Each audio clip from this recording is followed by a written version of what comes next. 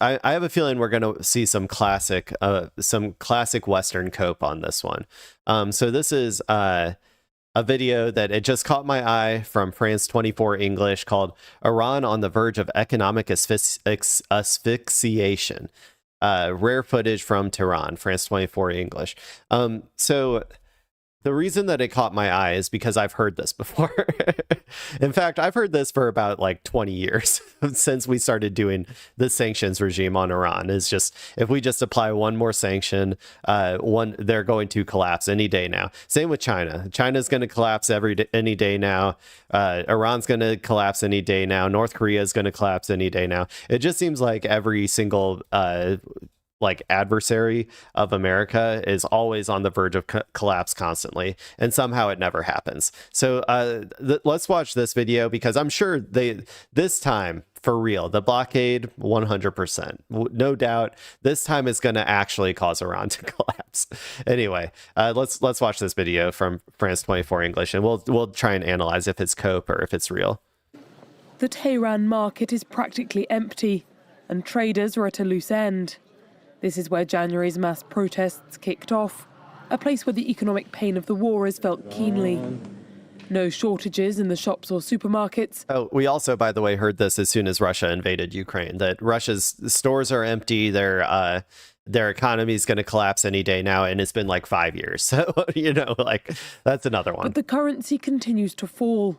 Inflation was already rampant, and in the last year, prices have risen 67%. I bought 15 eggs and it cost me twice as much as it would have before the start of the war in late February. Sanaz is an entrepreneur and no longer wears the mandatory veil. Since the war, though, she finds herself unemployed. Look, that was my online shop, but there's no internet anymore. I'd only just launched my site selling jewelry to customers in the Gulf, but between the economic blockade and the internet outage, I can't work anymore. I've had to stop, like everyone who was working online. Like thousands of women, she has lost her financial independence. Iran is cut off from its customers, and the US blockade deprives the country of many key supplies. In the underground, workers wonder if their businesses will be the next to go under. One of the sectors feeling the pinch is construction. But you will notice that there's still like there's still people driving around. There's still, a commerce happening. There's still like Iran, like it just looks like just any normal, to me, this just looks like any normal city, really. So, you'd think that if everybody was destitute, maybe they wouldn't be driving all over town. Maybe they wouldn't be, the grocery stores looked full to me, so, okay. Interesting. Dozens of building sites have been halted or slowed down. This project has enough to keep going just 2 more months. Mahan, the head engineer, is worried he will lose his job, as 2 million Iranians have since late February. I haven't been paid a salary in a few months now. Luckily, I have some savings, but I won't be able to hold out much longer, and I don't know what I'll do. Most people... Yeah, don't get me wrong. There is, going to be economic like hardship to some extent. I guess, but the main thing I'm saying is that the Iranians already had to deal with incredible amounts of economic hardship through the sanctions, and they got along just fine. And so this is like just another one of those.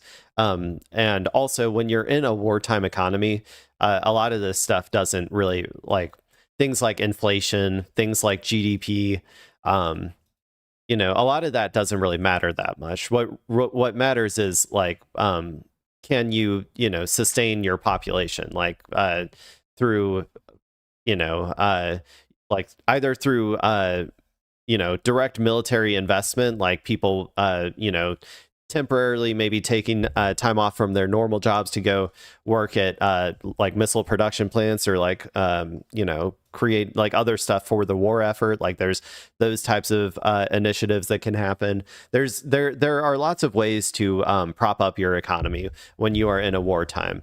That doesn't, it's because it's just like an abnormal situation.